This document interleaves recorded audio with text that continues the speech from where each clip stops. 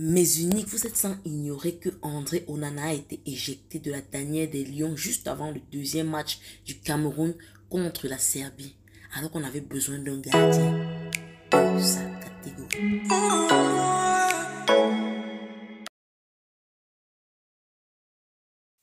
André Onana, le gardien de l'équipe nationale du Cameroun, le gardien des Lions indomptables. Celui-là même qui a empêché vraiment une pléthore de buts lors du premier match contre la Suisse. Parce que oui, avouons-le, il a bien fait son travail. Il a empêché des tas de buts. Il a pu qu'encaisser un seul sur plusieurs, 3 ou 4 qui auraient pu entrer aussi. Donc si les défenseurs avaient bien fait leur travail, ce ne serait pas arrivé. Donc chapeau à lui déjà pour cela. Bon, passons aux choses plus sérieuses. Onana a été expulsé de la tanière des Lions par le sélectionneur et entraîneur Sombana. La raison de cette action, c'est le fait que Onana se soit opposé à la titularisation de Nicolas Colomb, son coéquipier. Mon avis ici, c'est que Onana ne s'est pas très bien comporté. Franchement, soyons sérieux. Il a manqué de professionnalisme. S'opposer à la décision de son coach, de son supérieur en fait. Peu importe que ce soit le coach, que ce soit l'entraîneur, que ce soit le sélectionneur, que ce soit le président de l'Africa Foot, ou même le mélange là, ce n'était pas professionnel de sa part. Qu'il ait raison ou tort, c'était bien faux de sa part. Si c'est vraiment ce qui s'est passé. Comme ça, c'est ce qui se dit présentement. Et si c'est le cas, c'est que c'était pas professionnel de sa part de s'opposer de la décision de son. En plus de cela aussi, il n'a pas le droit de donner son avis sur la question de titularisation de ses coéquipiers.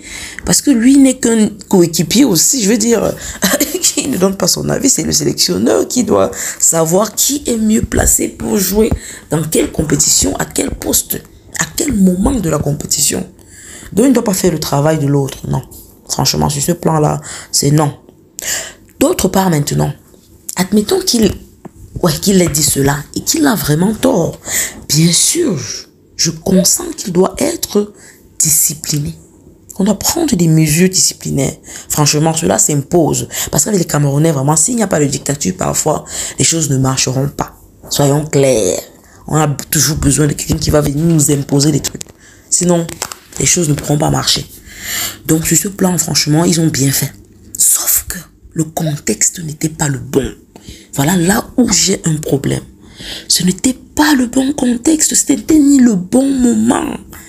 On est au Qatar. Nous sommes déplacés pour venir au Qatar, à Doha, supporter les Lions. Ce n'était pas pour vivre un spectacle de la sorte, quand même. Donc, ils auraient pu retarder l'ascension pour après la Coupe du Monde. Quand on aura la coupe dans la main comme ça, on va regarder ça comme ça. Mais après ça, il va regarder quand même, on a lui dit que mon ami, tu es kick out, je te mets d'ailleurs, je t'expulse, malgré le fait qu'on ait la coupe. Voilà ce qu'on aurait pu attendre. Cette action aurait été vraiment des meilleures, franchement.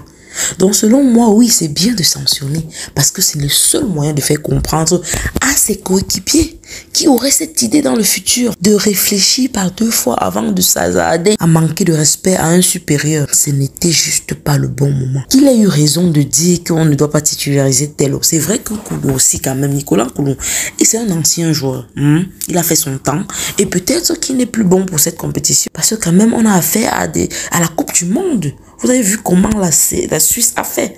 Vous avez vu comment avec la Serbie, ce n'était pas facile.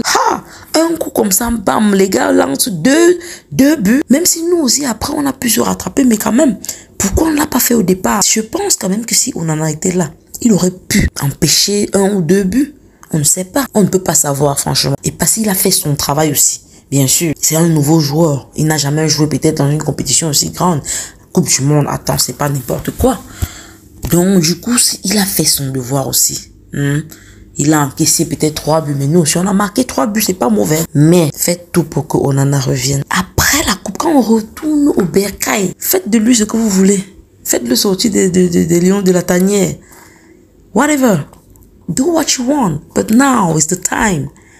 On n'a pas 2 chances, mon ami. Ça, c'est un match qui doit se jouer. On n'a pas 2 chances. On est sur le terrain. C'est soit ça passe ou ça casse. Et vous vous amusez avec les organes des gens. Vous vous amusez avec les organes des gens. Non, pardon. Il faut qu'il y ait des pétitions vraiment pour qu'on en revienne. On ne peut pas savoir si... Ça, vraiment, le match de vendredi, là, c'est avec le Brésil. Vous-même, vous savez, c'est vrai que Neymar sera absent, mais on ne sait jamais. Prévenir vaut mieux que guérir. Donc, on en a là. Si on peut le faire, et en même temps aussi, il peut aussi se rabaisser, s'humilier et demander pardon afin qu'on le reprenne. D'autre part aussi, c'est pas facile. On l'a déjà aussi humilié d'une certaine manière en le faisant sortir de la sorte. Donc, même si on lui demande de revenir là, si c'est un autre, c'est pas facile qu'il accepte. Hein. On se connaît entre nous les camels. Sinon, bon, c'était mon humble avis.